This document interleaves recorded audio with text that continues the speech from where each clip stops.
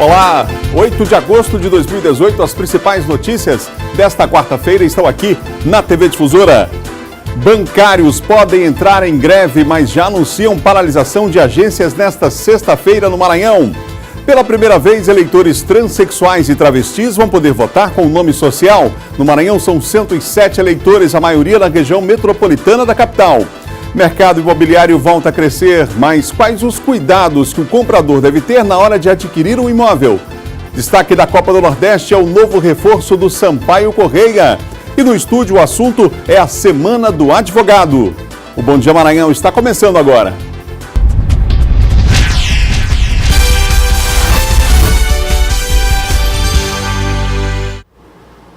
7h01, você viu aí que o nosso programa hoje, mais uma vez, é cheio de informação para você começar o dia já bem informado, atualizado, as principais notícias do dia. Ainda os nossos comentaristas, Laércio Júnior fala de esporte, Silvan Alves já atualiza você com as principais notícias do mundo policial e John Coutrin fala dos bastidores da política. Entre os assuntos, nós vamos tratar ontem de projetos que foram aprovados, já seguiram agora para a sanção do presidente da República, endurecendo a lei em relação a crimes praticados contra mulheres. Ontem, uma data emblemática, 12 anos da Lei Maria da Penha, e a gente vai falar sobre esse assunto já, que repercutiu lá no Congresso Nacional, em especial no Senado, leis mais duras aprovadas no dia de ontem. São 7h02 e a gente começa o programa de hoje falando sobre o mercado imobiliário, que volta a viver a expectativa de um crescimento, ainda pequeno, mas um crescimento aqui do Maranhão, mas é preciso ficar atento a alguns detalhes na hora de adquirir um imóvel, para que o sonho da casa própria não vire pesadelo.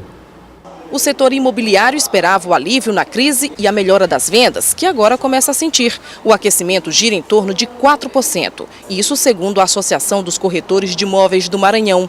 Olha, a Faiga é um bom exemplo desta mudança. Há 8 anos morava em casa alugada. Depois de 2 anos pesquisando, agora ela comprou um apartamento. Tudo muito bem planejado. A gente não pode dar um passo maior do que aquilo que a gente pode caminhar, então foi muito planejado, a gente está muito feliz com essa realização, né? É tudo bem calculado, apesar que a gente sabe que tudo pode acontecer, mas a gente espera que com a gente não aconteça. Mas para a Faiga chegar à casa própria precisou de ajuda, procurou um consultor imobiliário. O Carlos afirma ter uma fórmula para não cometer erros. A fórmula é um bom consultor imobiliário, uma boa construtora, se planejar financeiramente, porque você tem que saber exatamente quando você vai começar a pagar o financiamento contratado e quando acaba de pagar a entrada gerada, para que não coincidam as duas prestações e o cliente acaba sendo pego de surpresa nesse momento. Apesar da maré de bons números, também tem uma onda que não é nada positiva. A Associação Brasileira dos Mutuários de Habitação, a ABMH, aponta que houve aumento de 60% nas demandas de problemas relacionados a imóveis, como dificuldades de financiamentos e erros na construção das moradias. Olha, o PROCON fez o levantamento e a maioria das ocorrências registradas aqui pelo órgão foram por problemas estruturais com risco à vida, saúde e segurança dos consumidores. E algumas dessas ocorrências foram registradas no ano passado. O representante da ABMH diz que o setor é uma espécie de termômetro e que ultimamente tem começado a registrar boas temperaturas. É um sinal importante do cenário do mercado imobiliário. Porém, ainda se vê muitos problemas a serem enfrentados pelos consumidores e aqueles que têm o sonho de comprar sua casa própria. Seja bem-vinda, Daniela Bandeira, de volta aqui ao Sistema Difusora de Comunicação. A reportagem mostrou aí cuidados necessários na hora de adquirir um imóvel. Aquecimento aí das vendas é a previsão dessas instituições que você viu na reportagem, mas todo cuidado é pouco, cuidado em relação ao contrato que você vai assinar, os detalhes desse contrato. É importante ter bastante calma na hora de adquirir o imóvel. Muitas das vezes, algumas vantagens que são oferecidas, na prática nem sempre a coisa acontece assim, principalmente você que vai comprar imóvel na planta, hein?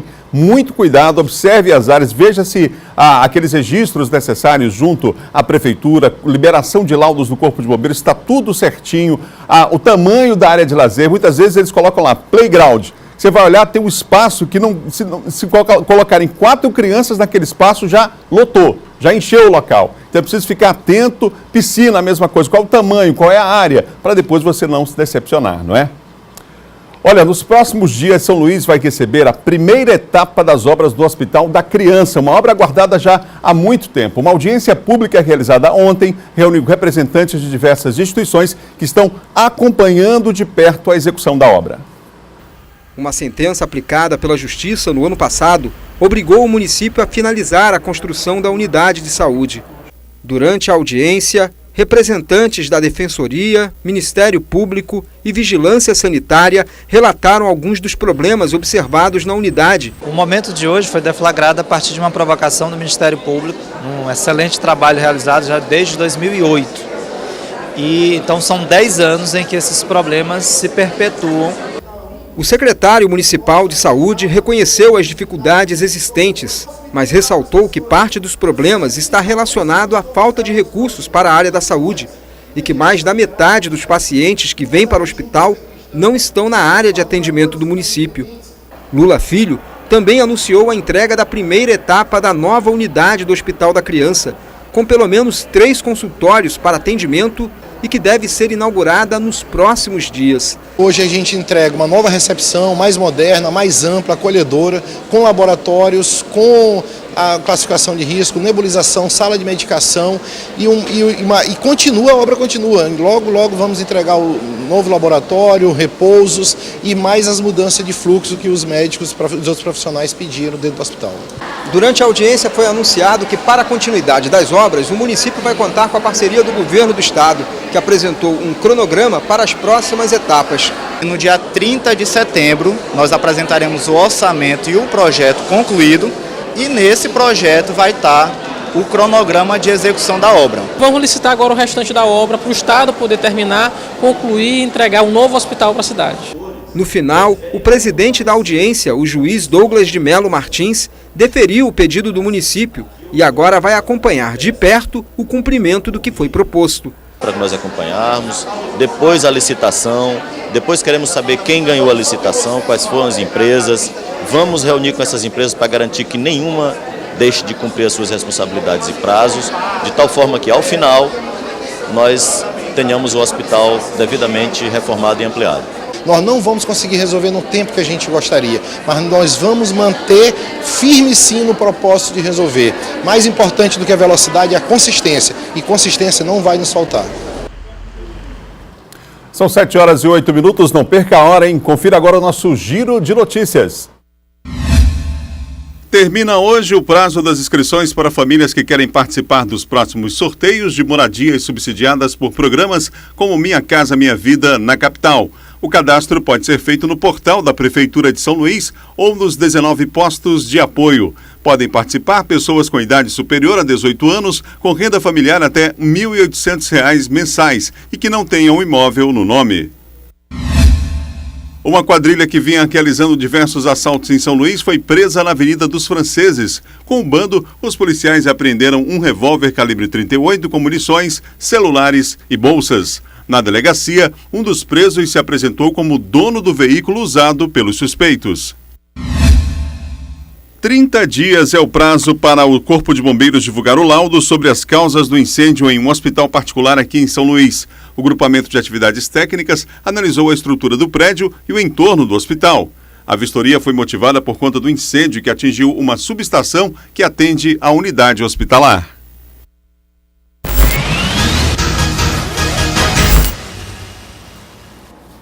Silvan Alves comigo aqui no Bom Dia. Silvan, boa quarta-feira para você. Bom dia, Adalberto. Ontem foi dia daquela operação, a gente falou aqui lá na Vila Luizão, né? Isso. Qual o balanço dessa operação, Silvan? Olha, foram cumpridos 20 mandados de prisão, entre mandados de prisão e busca e apreensão.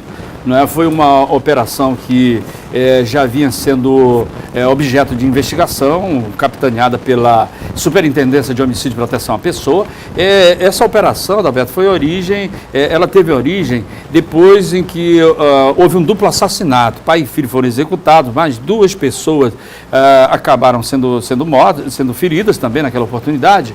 E aí a Superintendente de Homicídio e Proteção à Pessoa iniciou uma investigação. Foram mais de 100 policiais, o apoio aéreo do CTA, houve gente presa lá em Urbano Santos, que já tinha fugido para lá, gente presa na Diviné e também a maioria lá da Vila Luizão. De acordo com a investigação feita, segundo o delegado Lúcio, que é o superintendente de Homicídio e Proteção à Pessoa, essas pessoas aí estavam numa associação criminosa que sentenciou, as 2 pessoas que foram assassinadas, elas foram julgadas, sentenciadas e condenadas à morte, que é um absurdo. E aí... Tribunal do Crime. Isso, Tribunal do Crime. E aí a polícia, depois de concluída a investigação, solicitou à Justiça a decretação da prisão de todos eles, né?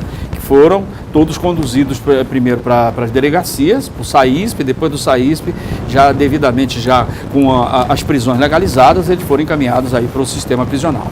Silvão, tivemos um caso de estupro na cidade de Dom Pedro, no interior do estado? É isso, a polícia prendeu lá o senhor Raimundo Nonato Silva. Esse senhor Raimundo, ele é acusado de ter violentado, né, a enteada de 17 anos. Esse crime aconteceu em 2016, ele era dado como foragido, a polícia descobriu o paradeiro dele lá num povoado lá de Dom Pedro, foi lá, fez a prisão dele. O detalhe é que nessa outro local, onde ele estava vivendo já com uma outra companheira, ele é acusado, suspeito de ter violentado uma outra enteada, né? Uma adolescente de 15 anos, que ainda está sob investigação feita pela polícia. Ele foi preso pelo primeiro caso, né? Que foi em 2016, que é o caso da menina de 17 anos. E agora já vai, né, ser investigado, depois de preso, investigado sobre o segundo caso, também de uma enteada. Daqui a pouco eu vou falar com o Diogo Coutinho sobre isso, mas o Senado ontem aprovou leis mais duras, inclusive em relação à importunação da mulher, que às vezes as pessoas acham, não é crime, isso é uma piada, faz parte do... E não é assim. Uma gracinha e tal pra mulher. Não é assim, é inconveniente e é crime sim. Agora, inclusive, leis mais duras segue para a sanção do presidente da República. Esse tipo de crime seja punido, né? E numa data emblemática como a de ontem, dos 12 anos da Maria da Penha, né, Silvão? Isso, exatamente. Tudo isso são medidas que visam fortalecer o respeito dos direitos, né, das mulheres e também diminuir a violência. A violência não vai só na questão de, o cara matou a mulher, a companheira, a namorada, não. Essa violência ela ocorre também na rua, no ambiente de trabalho, que é justamente essa forma com que às vezes o cidadão se dirige a colega, a companheira de trabalho, ou até mesmo uma moça bonita que passa na rua também. É claro que ele está cometendo um crime e há a necessidade de que haja punição também para esse tipo de crime. Silvão, lá em Cantanhede, o cidadão atacou pessoas da família usando um facão, Silvão? Lá em Cantanhede, as pessoas, a cidade está chocada com o crime que aconteceu lá em Cantanhede. As duas vítimas, inclusive uma delas, a mais grave, foi transferida para cá durante essa madrugada, lá para o Hospital Socorrão 2. O senhor Edivaldo, que é lavrador, de acordo com as informações, ele atacou primeiro a esposa, a própria companheira, golpe de facão, atacou a própria filha e depois ele acabou aplicando um golpe no próprio pescoço, né? Ele foi levado para o hospital lá de Cantanhede. Elas duas foram atendidas primeiro lá em Cantanhede e depois, devido à gravidade dos ferimentos, dos golpes, a filha foi transferida para cá, para São Luís. E o senhor Edivaldo, né, ele não resistiu aos ferimentos, de acordo com as informações, não é? Em função do golpe que ele mesmo teria desferido. A polícia foi até o local, fez os levantamentos e está sendo aberto um inquérito lá na delegacia lá de Cantanhede para apurar esse fato, um episódio lamentável que acabou acontecendo. Ô Silvão, para encerrar, mais de 600 presos beneficiados aí com a saída temporária do Dia dos Pais? Daqui a pouquinho eles já começam a deixar as unidades prisionais para a temporária do Dia dos Pais, não é? Lembrando que eles deverão voltar às unidades prisionais na terça-feira até às 18 horas. Quem não voltar é considerado foragido e automaticamente tem a prisão preventiva decretada. Está em avaliação, em discussão no Congresso Nacional, na Câmara dos Deputados, o projeto para alterar a lei de execuções penais. Por exemplo, diminuir a quantidade de dias, né, que são 5 saídas temporárias por ano, diminuir a quantidade de dias que eles ficam na rua, quer dizer, uma semana, é muito tempo para quem vai comemorar só o Dia dos Pais, né? E a quantidade de presos beneficiados e também reduzir a quantidade de saída temporária, que atualmente, conforme o que prevê a lei, são 5 saídas temporárias por ano. Obrigado, Silvão. Boa quarta-feira para você. Bom dia, Adalberto. Bom dia a todos. São 7 horas e mais 15 minutos, 7h15. Atenção, hein? Bancários podem entrar em greve. É isso mesmo, eles já anunciaram a paralisação de agências nessa sexta-feira. Aliás, uma paralisação aí nacional. Quem tem os detalhes é Eduardo Ericeira. Bom dia, Eduardo. Olá, muito bom dia, Adalberto. Bom dia a todos que acompanham o Bom Dia Maranhão. Na sexta-feira, aqui no estado do Maranhão, vale ressaltar que o estado foi o primeiro a realizar a Assembleia Geral entre a categoria dos bancários e na sexta-feira os bancários irão retardar o atendimento. Na verdade, para começar às 10 horas da manhã, como acontece normalmente, só que por conta desse retardamento só vai começar às 11 horas. Eu estou aqui, que vai passar mais detalhes, com o Dielson Rodrigues, é o secretário-geral do Sindicato dos Bancários aqui do estado do Maranhão. Dielson, como é que vai funcionar então essa questão sexta-feira? Vocês só começam a atender os clientes dos bancos a partir das 11 horas, é isso? Isso. Ontem foi feita uma assembleia onde nós rejeitamos a proposta dada pela FENABAN, que ela colocou na mesa apenas a inflação e a prorrogação do nosso acordo coletivo por 4 anos. Então nós rejeitamos e deliberamos para a gente antecipar o calendário que ela propôs para o dia 17. Nós estamos propondo que seja logo no dia 10, sexta-feira, e nós fizemos um indicativo de greve logo para o dia 15 de agosto desse mês, caso as propostas não sejam aceitas pela categoria. Pois é, a data base para os bancários era setembro, mas houve essa antecipação justamente por conta dessa mudança da reforma trabalhista, que trouxe por conta da reforma trabalhista, e já essa possibilidade de greve para o dia 15 de agosto, é isso? Isso. O que aconteceu foi que quando a lei trabalhista entrou em vigor, ela acabou com a figura da ultratividade do acordo coletivo. Quando acabava o acordo coletivo do ano anterior, ele ficava sendo prorrogado até que o novo acordo viesse a vigir. Nesse ano é diferente, então nós antecipamos em função dessa problemática, porque se no dia 31 de agosto nós não tivermos um acordo coletivo assinado, toda a categoria vai ficar desamparada referência aos acordos anteriores. A questão da precarização do trabalho, demissões, isso também está sendo discutido? Está sendo tudo discutido, a precarização do trabalho, a contratação de mais funcionários, que você observa que as agências estão sempre muito cheias e os bancos cada vez lucrando absurdos em detrimento do adoecimento dos trabalhadores, que estão cada vez mais pressionados pelo capitalismo e pelos bancos, pelos banqueiros e pelo governo. Okay, obrigado pela entrevista. Pois é, se não tiver uma nova negociação, uma contraproposta por parte da federação, vai começar a greve, vai ter início a greve no dia 15 já deste mês. Eu conversei aqui com o Dielson Rodrigues, que é secretário-geral do Sindicato dos Bancários, Eduardo Ericeira, para o Bom Dia Maranhão. Obrigado, Eduardo, pelas informações. Então, lembrando, sexta-feira, a categoria aprovou ontem, foi ontem à noite, hein? Sexta-feira, vão retardar o horário aí, somente a partir das 11 horas as pessoas vão ser atendidas nas agências bancárias de todo o estado. Essa é a expectativa, claro que a concentração maior do movimento aqui na capital. São 7 horas e 18 minutos. Agora vamos à Imperatriz, as notícias da região tocantina com Luiz Carlos Lima. Bom dia, Luiz. Bom dia, Adalberto. Bom dia a todos. Os moradores dos bairros mais afastados do centro de Imperatriz reclamam da insegurança. O barulho de grades se fechando é muito comum onde mora a dona Raimunda. É uma medida de segurança usada em praticamente todos os bairros mais afastados do centro da cidade. Assalto mesmo.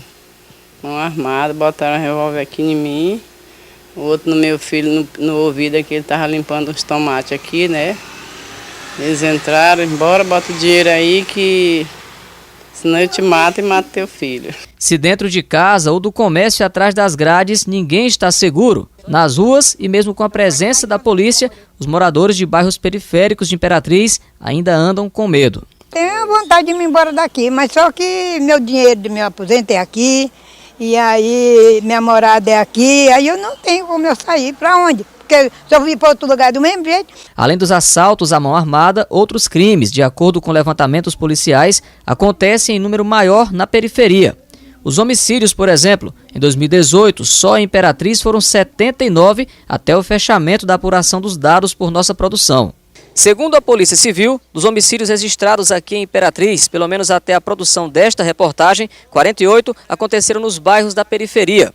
É de onde também sai a maioria das prisões por tráfico de drogas. Inclusive, os dois crimes têm muita relação.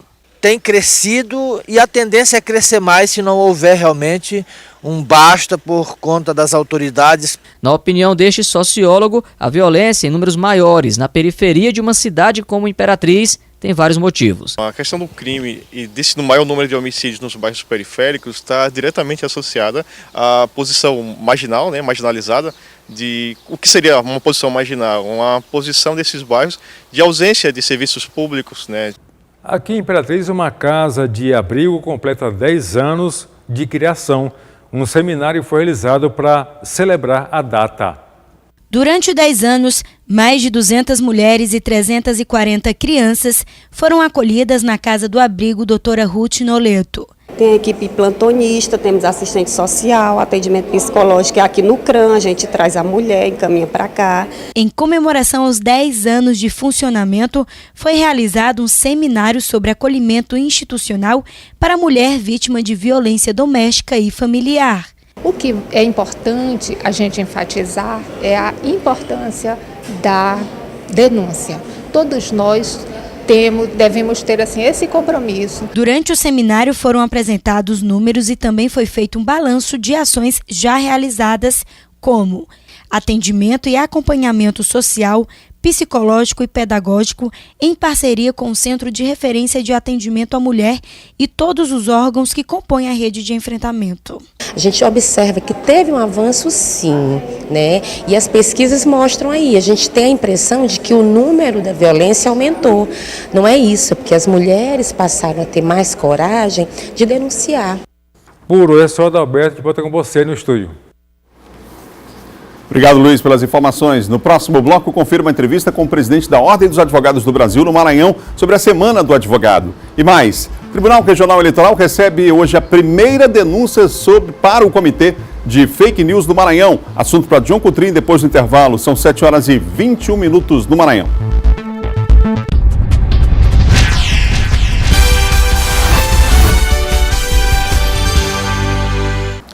São 7h25 no Maranhão e você ligado aqui na TV Difusora no Bom Dia Maranhão. A Ordem dos Advogados do Brasil, Seccional Maranhão, realiza uma extensa programação que se estende inclusive até sexta-feira em alusão à Semana do Advogado. O evento traz uma série de ações voltadas para a atividade jurídica e promove palestras e seminários com discussões a respeito das legislações brasileiras, além de programas de saúde voltados ao profissional da categoria.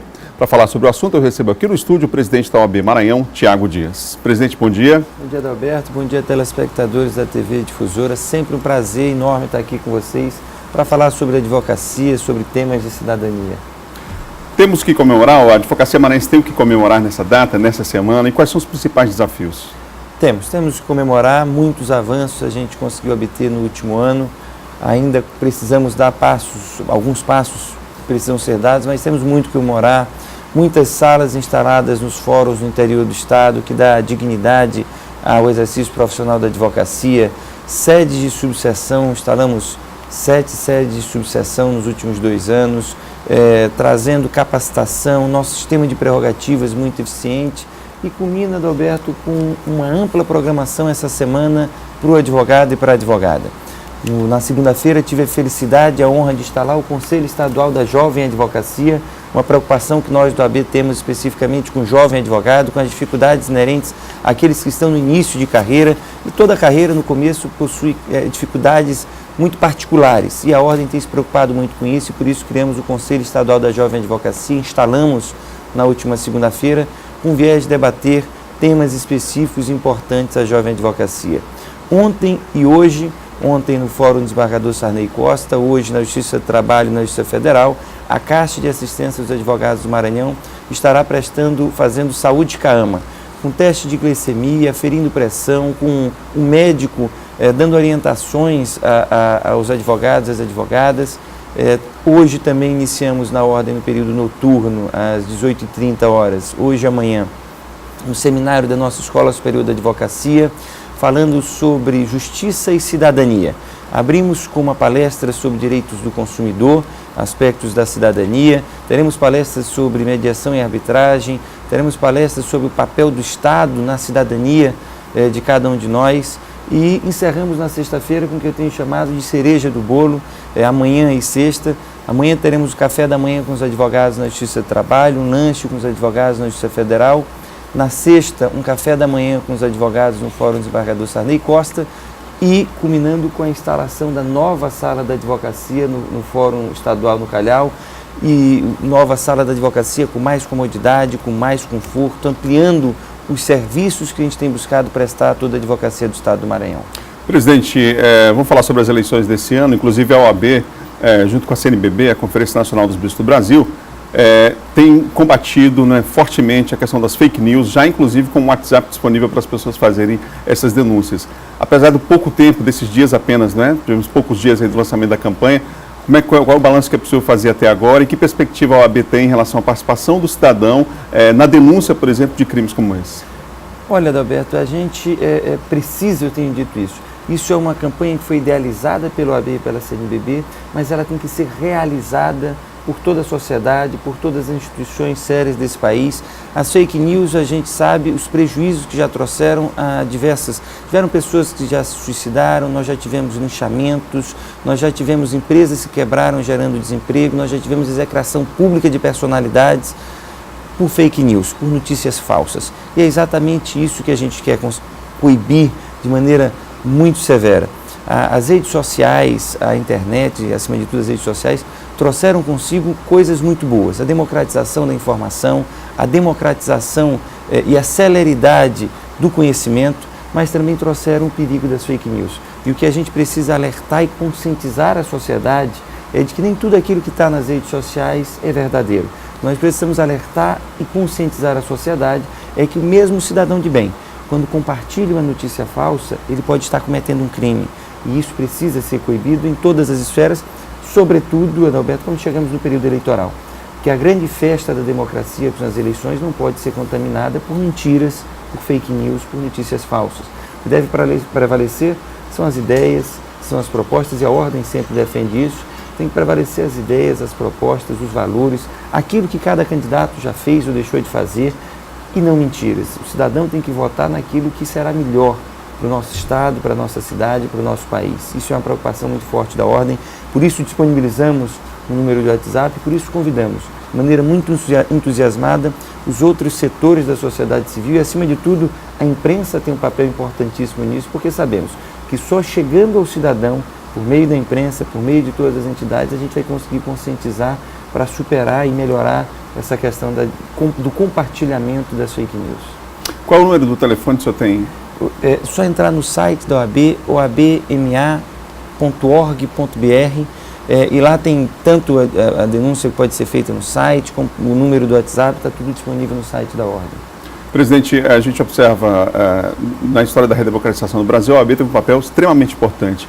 E agora a gente observa uma eleição atípica, onde boa parte dos eleitores, infelizmente, não tem candidato. Alguns já afirmaram, inclusive, que não vão votar em nenhum dos candidatos ou das propostas apresentadas até agora. Temos 13 candidatos, por exemplo, à presidência da República. Há muito tempo que isso não acontecia, esse número, né, de candidaturas, mas candidaturas que estão postas aí, mas há uma crise de fato. Como é que só avalia esse momento, às vésperas de uma eleição?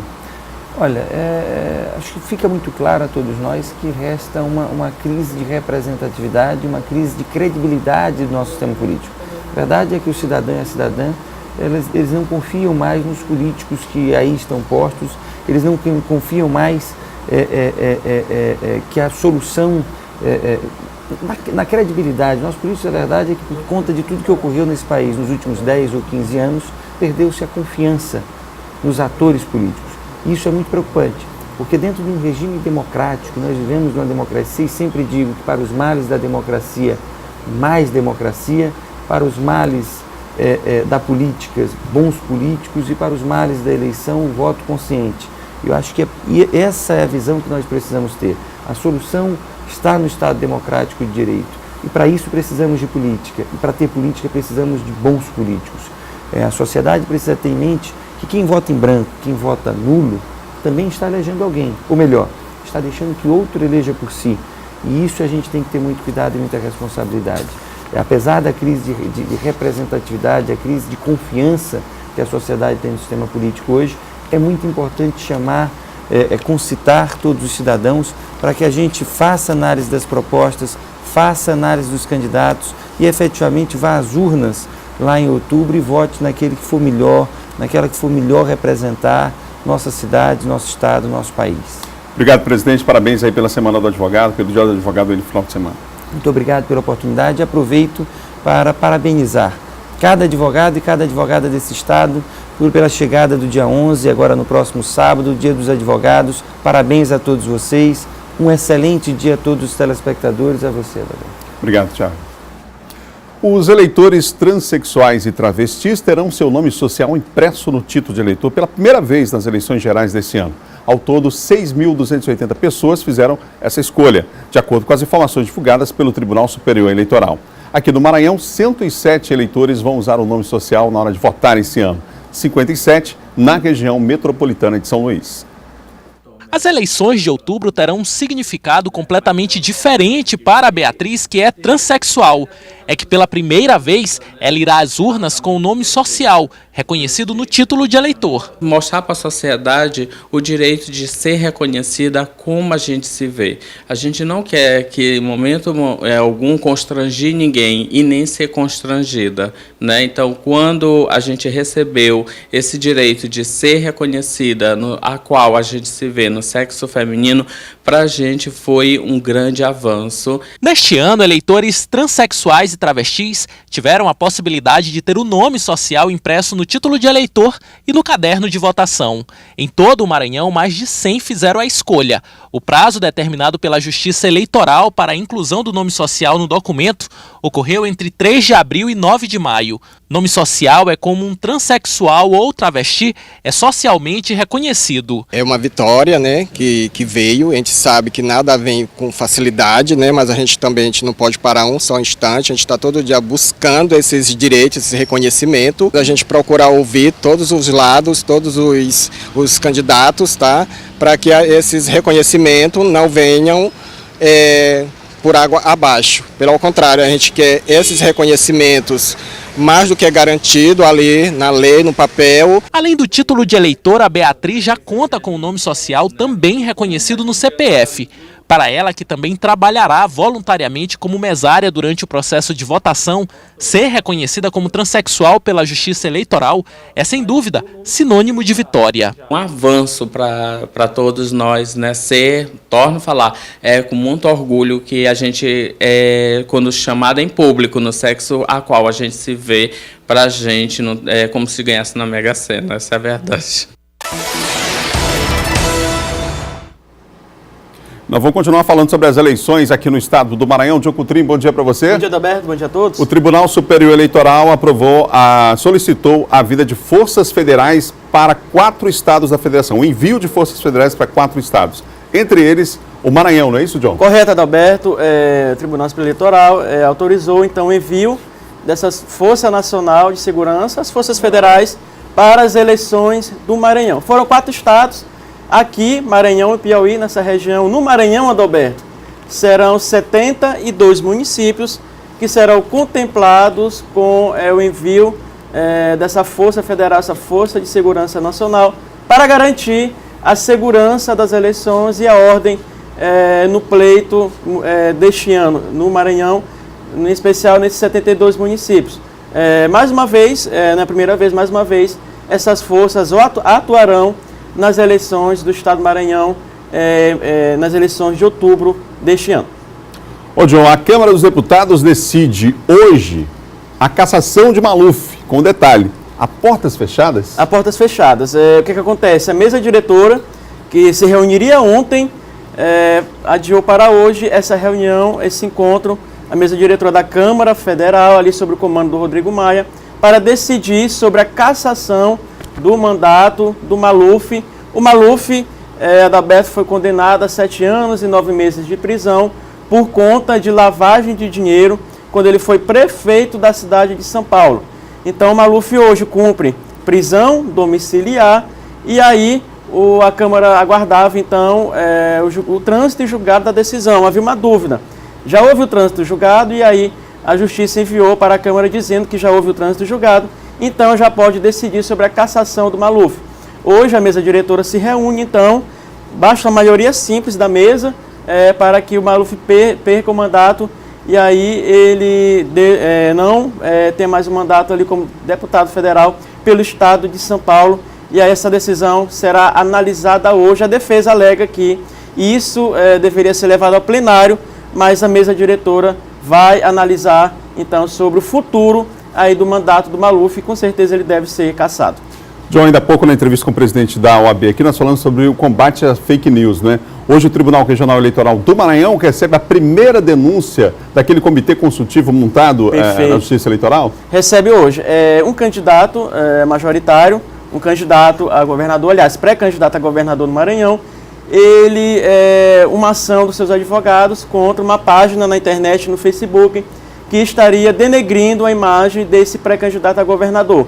E aí seus advogados fizeram essa peça e então vão acionar o Tribunal Regional Eleitoral no sentido de que essa página seja coibida, seja tirada do ar, por se tratar de disseminar informações falsas e também de macular a imagem desse candidato. Então esse comitê recebe hoje, Adalberto, essa primeira denúncia relacionada a fake news, que com certeza, como você falou, o Tribunal Regional Eleitoral criou esse comitê, tem toda uma equipe formada para analisar, averiguar e também ali tomar as medidas necessárias para proibir a disseminação dessas notícias falsas nas eleições do Maranhão.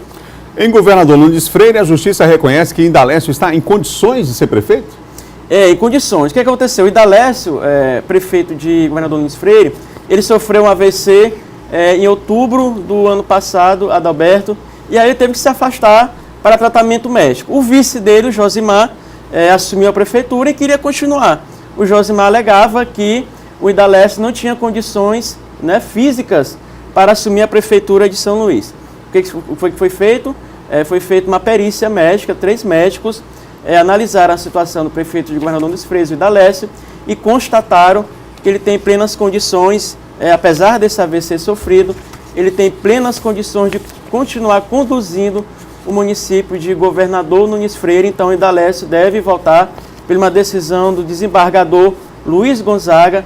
O Indalécio, então, voltará a conduzir, a comandar os destinos daquele município, Adalberto. Para encerrar, ontem foi aprovado, na data de 12 anos da Lei Maria da Penha, o substitutivo da Câmara, o projeto do Senado, que aumenta a pena para o estupro coletivo. O texto também torna crime a importunação sexual, a chamada vingança pornográfica e a divulgação de cenas de estupro. O projeto segue agora para a sanção do presidente da República. Medida importante a ser tomada, essa endurecer as leis em relação a crimes praticados contra a mulher, né, João? Com certeza, medidas importantes.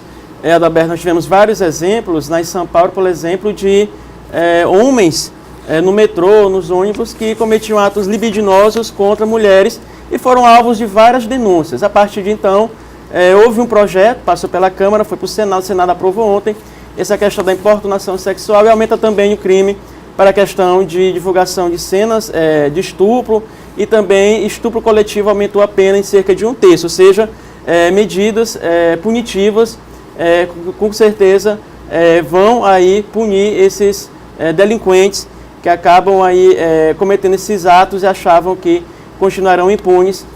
Agora resta ao presidente Michel Temer sancionar para que entre em vigor. Obrigado, John. Bom dia. Bom dia, Adalberto. Até amanhã. São 7h41. No próximo bloco, ações educativas marcam o Dia Internacional do Pedestre em São Luís. E mais, Sampaio contrata um dos destaques da Copa do Nordeste e traz de volta a Eloy, campeão brasileiro pelo Tricolor. A gente fala sobre isso com o Laércio Júnior depois do intervalo.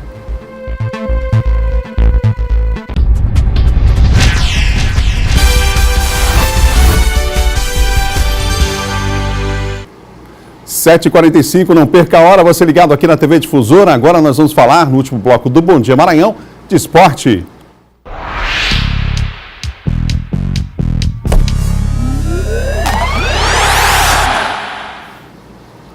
Laércio Júnior está comigo, a gente falou no começo do programa, Laércio, que o Sampaio está contratando uma das feras aí da Copa do Nordeste. Para completar, tá no sangue aí essa coisa de craque, né? É primo de um campeão mundial de futebol? Primo de um campeão mundial de futebol, revelado pelo Fluminense, meia de 25 anos. Ele é primo do Kaká, Adalberto Melo. Trata-se do Igor Leite, jogador com muita habilidade que você viu aqui nas partidas do ABC pela Copa do Nordeste. A TV Difusora transmitiu 4 partidas do ABC na disputa da Copa do Nordeste, 2 na primeira fase e 2 na reta decisiva. E o Igor Leite foi um dos destaques do ABC na competição, jogador que cobra a falta muito bem, é habilidoso. Nós temos algumas imagens do Igor Leite desse ano, hein? Ele que foi revelado pelo Fluminense, passou boa parte da sua vida como jogador profissional no Fluminense, depois deu uma volta lá por Florianópolis, jogou no Avaí, jogou bem no Avaí, e fez história no ABC. O ABC que joga a Série C do Campeonato Brasileiro, jogador de muito talento, muita habilidade e é camisa 10 nato, uma posição que o Sampaio Corrêa está precisando demais. O Igor Leite deve desembarcar amanhã, essa informação é exclusiva aqui do Bom Dia Maranhão, ele desembarca amanhã. O Sampaio já tentou com que ele chegasse hoje para poder atuar, né, ser regularizado, para ficar à disposição para a partida da próxima sexta-feira em Curitiba contra o time paranaense, mas não houve a possibilidade. Ele resolve algumas pendências, alguns problemas particulares. O empresário dele confirmou a chegada amanhã a São Luís e já vai assinar contrato com o time tricolor. Além dessa mudança, que é a chegada do Igor Leite, Sampaio Corrêa tem meio time saindo e jogadores importantes chegando. Confira aí. Mais de meio time de saída, entre eles os laterais Marcelo e Kaique, que foram titulares no último jogo contra o Criciúma. Além deles, estão fora os atacantes Dalberto e Reginaldo Júnior. O lateral esquerdo Raul e o meia Matheus Santana também foram dispensados. Esses dois só chegaram a vestir a camisa do Sampaio Corrêa no dia da apresentação. Nenhuma partida oficial foram realizadas, tanto pelo lateral esquerdo Raul, quanto pelo meia Matheus Santana. A diretoria confirmou um acerto com o atacante Misael, que já está treinando há quase um mês no clube, se recuperando após uma pneumonia. Misael tem 31 anos e foi revelado pelo próprio Sampaio, de onde saiu e passou pelo Moto, sendo campeão maranhense na última década, jogou no Ceará e esteve no Vasco da Gama. Quem também está chegando é o lateral direito Luiz Gustavo, de 31 anos. Ele estava no Volta Redonda do Rio de Janeiro e vem por empréstimo até o fim da temporada. Luiz Gustavo é muito bom, está chegando, já vai ficar à disposição para o jogo contra o Coritiba. Misael já é conhecido, enfim, o Sampaio se reforçando e vai sair dessa condição ruim no Campeonato Brasileiro. É uma questão de tempo, o Sampaio Corrêa escapar dessa posição complicada. Outro jogador que deve acertar com o Sampaio Corrêa, mas tem um imbróglio na justiça, é o Eloy. Eloy que disputou o último Campeonato Brasileiro pelo Imperatriz, ele tentou a liberação do Maranhão Atlético Clube, que detém o seu passe, seus direitos federativos até o final do ano que vem, mas o Maranhão Atlético Clube não liberou o jogador para que ele acertasse com o Sampaio, queria uma compensação financeira. O Eloy entrou na justiça alegando que não teve o seu fundo de garantia recolhido desde quando acertou com o Maranhão. Um juiz deu ganho de causa ao jogador, que pode hoje já ser oficializado como reforço do Sampaio. Ainda não foi, porque aconteceu um contato entre as diretorias e provavelmente vai acontecer esse acordo amigável para que o Maranhão não tenha prejuízo e para que o Sampaio Corrêa possa contar com o jogador, hein? Eloy deve pintar lá no Sampaio Corrêa, ele que foi destaque do Sampaio Corrêa no título de 2012 da Série D e do acesso no ano seguinte, em 2013. A primeira rodada do segundo turno da Série B começou ontem e teve um atropelamento. O Paysandu foi humilhado dentro de casa pela Ponte Preta e o Avaí entrou no G4. Em Florianópolis, duelo importante pelo G4. O Vila Nova chegou entre os 4 melhores, que estão na posição de classificados para a Série A do próximo ano. Já o Avaí precisava só de uma vitória para entrar. E ela veio com esse gol de cabeça de Rodrigão. Final, Avaí 1, 0 para o Vila Nova. O Vila Nova cai para 5º lugar com 30 pontos. O Avaí assume a 3ª posição com 32. Em Belém do Pará, Natan fez 1-0 para a Ponte em cima do Paysandu aos 16 minutos do primeiro tempo. Ainda na etapa inicial, no finalzinho, Júnior Santos fez o segundo. No segundo tempo, Júnior Santos, logo na saída de bola, aos 3 minutos, marca o terceiro. 3-0 Ponte Preta, não perca a conta. Ainda teve tempo do gol do Yuri. Final, Ponte Preta, em pleno estádio da Curuzu, em Belém do Pará, 4, Paysandu 0. Pois é, não tá fácil para ninguém. O Sampaio entra em campo na sexta-feira, 9h30 da noite contra o Coritiba, lá no Couto Pereira. Adalberto Melo. Valeu, Lions. Um ótimo dia para você. Um abraço. São 7h50. Olha, hoje é o Dia Internacional do Pedestre, hein? E aproveitando a data, diversas ações educativas estão previstas para acontecer. O repórter Eduardo Ericeira acompanha uma dessas ações previstas para agora pela manhã. Eduardo. Pois é, Adalberto, esse Dia Internacional do Pedestre está sendo comemorado aqui em São Luís com uma ação próxima aqui ao anel viário, nesta faixa de pedestre, uma ação desenvolvida pela campanha SOS Vida pela Paz no Trânsito. Eu estou aqui com o presidente da campanha, que é o Lorival Souza, que vai nos passar mais informações. 91ª aqui ação sendo realizada pela campanha SOS Vida pela Paz no Trânsito, só envolvendo essa questão da faixa de pedestre, não é isso, Lorival? É verdade. A campanha educativa em faixa de pedestre é uma das nossas ações permanentes. Ela iniciou em 14 de fevereiro de 2014 e esta é a 91ª ação.